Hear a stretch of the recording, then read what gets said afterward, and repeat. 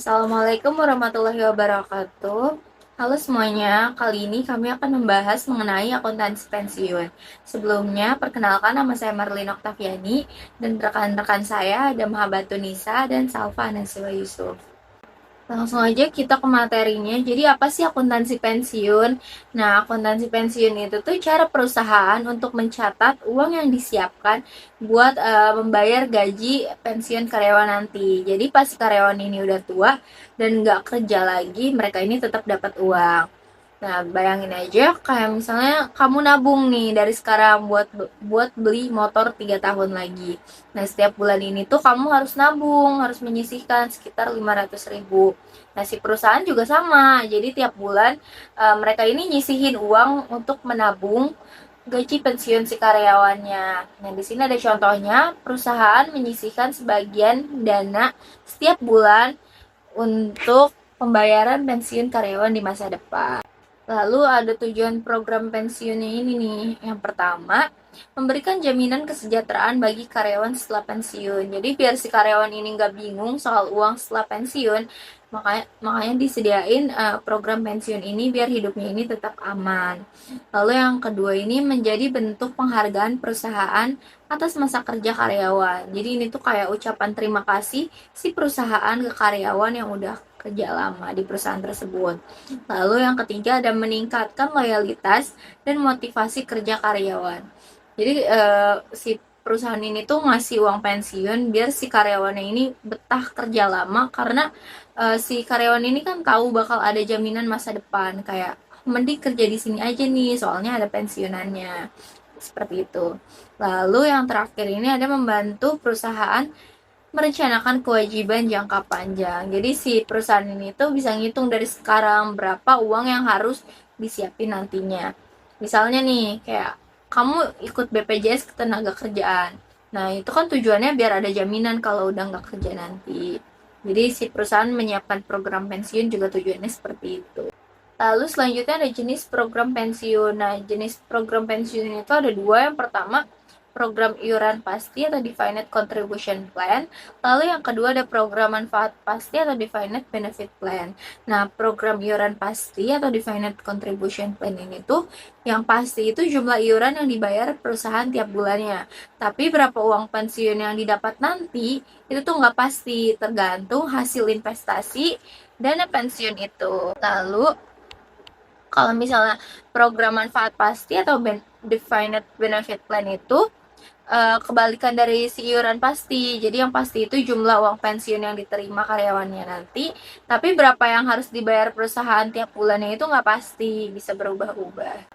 Lalu di sini kita akan membahas program iuran pasti atau defined contribution plan. Nah, dalam program iuran pasti ini tuh perusahaan menentukan jumlah iuran yang dibayar setiap periode.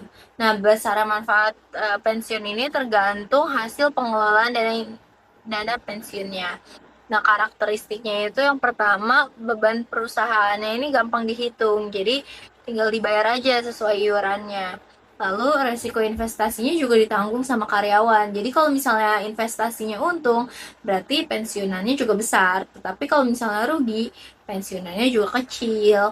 Nah, lalu yang terakhir itu ada perusahaan cuma bayar sesuai iuran. Jadi, si perusahaan ini tuh udah selesai tanggung jawabnya. Kayak misalnya nih, kamu nabung di reksadana. Nah, tiap bulan ini kamu store sebesar 300.000. Tapi nanti uangnya jadi berapa tergantung sama si reksadana tersebut bakal untung atau rugi. Nah, di sini ada contoh perhitungannya. Perusahaan menyetor 5% dari gaji karyawan setiap bulan ke dana pensiun.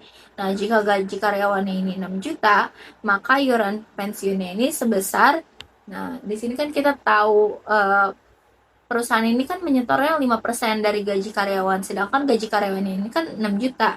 Jadi 5% tadi kita kalikan dengan 6 juta, didapatlah 300.000.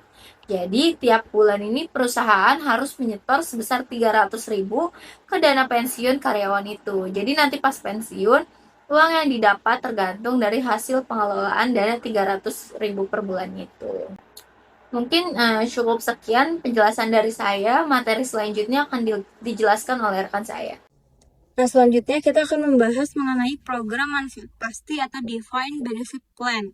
Nah, dalam program ini perusahaan menjanjikan jumlah manfaat pensiun tertentu kepada karyawan. Besarnya manfaat itu biasanya dihitung berdasarkan masa kerja dan gaji terakhir. Nah, program ini tuh memiliki karakteristik yang pertama itu manfaat sudah ditentukan sejak awal. Yang kedua, risiko itu ditanggung perusahaan, dan yang ketiga itu perhitungannya lebih rumit. Nah, di sini kita ada contoh perhitungannya, yaitu karyawan bekerja selama 20 tahun dan perusahaan itu menjanjikan pensiun sebesar 60% dari gaji terakhir. Jika gaji terakhir itu 8 juta, maka manfaat pensiunnya itu adalah 60% dikali 8 juta sama dengan 4.800.000 rupiah. Artinya, karyawan itu akan menerima pensiun 4.800.000 sesuai dengan ketentuan program. Nah, selanjutnya ini ada perbandingan program pensiun antara program iuran pasti dengan program manfaat pasti. Yang pertama, untuk program iuran pasti ini iurannya itu tetap, resiko itu ada pada karyawan dan perhitungannya sederhana. Sedangkan untuk program manfaat pasti ini, yang pertama manfaatnya itu tetap, yang kedua dari risikonya itu ada pada perusahaan, dan yang ketiga itu perhitungan jauh lebih kompleks. Nah, ini contohnya, jika investasi itu rugi, nah pada iuran pasti manfaat karyawan itu bisa berkurang, sedangkan kalau misalnya pada metode manfaat pasti, perusahaan itu tetap wajib membayar semua janji. Nah, selanjutnya ini ada komponen-komponen biaya pensiun. Nah, yang pertama itu ada biaya jasa atau service cost. Nah, biaya atas hak pensiun yang diperoleh karyawan selama periode berjalan. Yang kedua ada biaya bunga atau interest cost. Nah, biaya ini tuh timbul karena kewajiban pensiun semakin besar seiring waktu. Yang ketiga ada imbal hasil aset program, yaitu pendapatan dari investasi dana pensiun. Yang keempat itu ada keuntungan atau kerugian aktuaria, yaitu perubahan estimasi akibat perubahan asumsi seperti umur pensiun atau tingkat gaji. Di sini ada penggunaan kertas kerja pensiun. Nah, kertas kerja pensiun adalah lembar perhitungan untuk membantu perusahaan itu menghitung dan mencatat transaksi pensiun. Nah, kertas kerja pensiun ini tuh memiliki fungsi yang pertama untuk membantu pencatatan agar menjadi lebih rapi, yang kedua agak membantu untuk mengurangi kesalahan, dan yang ketiga itu untuk mempermudah analisis dan audit. Nah, contohnya akuntan itu menggunakan tabel khusus untuk menghitung saldo kewajiban pensiun tiap tahun. Nah, apa sih isi kertas kerja pensiun? Di sini ada, yang pertama itu ada saldo kewajiban pensiun awal, yang kedua ada biaya jasa, yang ketiga biaya bunga, yang keempat iuran perusahaan, yang kelima ada pembayaran manfaat pensiun, yang keenam ada saldo akhir kewajiban pensiun, nah yang ketujuh ada aset program pensiun. Selanjutnya di sini teman-teman bisa lihat ada contoh sederhana kertas kerja pensiun dari PT Maju Bersama periode 31 Desember 2024. Di sini kita bisa lihat gimana cara perusahaan ngitung kewajiban pensiunannya. Ada beberapa komponen. Yang pertama itu ada saldo awal kewajiban pensiunan, yaitu 100 juta rupiah. Terus ditambah biaya jasa 40 juta rupiah, itu biaya untuk jasa karyawan tahun ini. Lalu ada biaya bunga 10% dikali dengan 100 juta rupiah tadi, hasilnya jumlahnya jadi 10 juta rupiah. Di sisi lain juga di sini ada imbal hasil aset program, yaitu 19 juta rupiah yang mengurangi kewajiban. Terus ada keuntungan aktuaria 5 juta rupiah dan iuran perusahaan 30 juta rupiah. Nah, kalau semua dijumlah, saldo akhir kewajiban pensiun itu jadi 110 juta rupiah. Nah, angka tersebut 110 juta rupiah itulah yang nanti akan muncul di neraca perusahaan sebagai kewajiban jangka panjang. Jadi kertas kerja ini tuh fungsinya buat bantu kita menyusun angka yang rapi sebelum masuk ke laporan keuangan. Nah, setelah dihitung, program pensiun itu wajib dilaporkan dalam laporan keuangan, karena ini termasuk kewajiban jangka panjang perusahaan. Pelaporannya ada 3 tempat. Yang pertama itu ada di neraca, buat nampilin berapa besar kewajiban pensiunan aset program pensiunannya. Nah, yang kedua itu ada laporan laba rugi, yaitu buat nampilin berapa beban pensiunan tahun ini. Lalu yang ketiga ada catatan atas laporan keuangan atau CLK. Itu buat jelasin detailnya biar pembaca laporan itu ngerti konteksnya itu kayak gimana. Jadi intinya kita itu nggak bisa nyembunyiin kewajiban pensiun. kita tuh harus transparan biar investor dan karyawan itu tahu kondisi yang sebenarnya kayak gimana. Oke, sekarang kita lihat nih contoh pelaporannya. Di neraca, perusahaan itu melaporkan kewajiban pensiun dan aset dana pensiun itu secara terpisah. Misalnya, kewajiban pensiun itu 500 juta rupiah, aset dana pensiun itu 420 juta rupiah. Jadi 500 juta rupiah itu dikurangi dulu dengan 420 juta rupiah, hasilnya adalah 80 juta rupiah.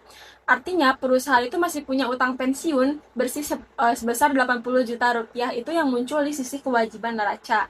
Lalu di sisi laporan laba rugi, beban pensiun itu dicatat sebagai beban operasional tahun berjalan. Jadi setiap tahun itu ada beban yang mengurangi laba. Lalu di catatan atas laporan keuangan, perusahaan itu wajib jelasin jenis program pensiunannya apa, terus dasar perhitungan, lalu metode aktuaria, jumlah kewajiban, sampai risiko dan asumsi yang dipakai. Tujuannya apa? Biar informasinya itu lengkap dan gak menyesatkan. Jadi kenapa sih kita itu harus repot-repot laporin program pensiun itu sedetail ini? Karena ada 4 tujuan utama. Yang pertama itu memberikan informasi transparan ke pihak internal dan eksternal. Nah, yang kedua itu untuk menunjukkan kemampuan perusahaan dalam memenuhi kewajiban ke karyawan di masa depan. Lalu yang ketiga itu membantu pengambilan keputusan ekonomi, misalnya investor mau tahu nih seberapa berat beban pensiun perusahaannya. Nah, yang keempat, untuk menghindari kesalahan penilaian kondisi keuangan perusahaan. Kalau nggak dilaporkan, perusahaan ini bisa kelihatan sehat padahal punya utang pensiun yang besar. Jadi pelaporan ini tuh bukan cuma formalitas, tapi buat jaga kepercayaan. Kesimpulannya, akuntansi pensiun itu adalah proses pencatatan dan pelaporan kewajiban perusahaan terhadap karyawan yang memasuki masa pensiun. Program pensiun itu penting banget karena ngasih jaminan kesejahteraan karyawan sekaligus bantu perusahaan merencanakan kewajiban jangka panjang. Ada 2 jenis program pensiun, yaitu program iuran pasti dan program manfaat pasti. Bedanya ada di siapa yang nanggung, risiko investasi dan manfaatnya.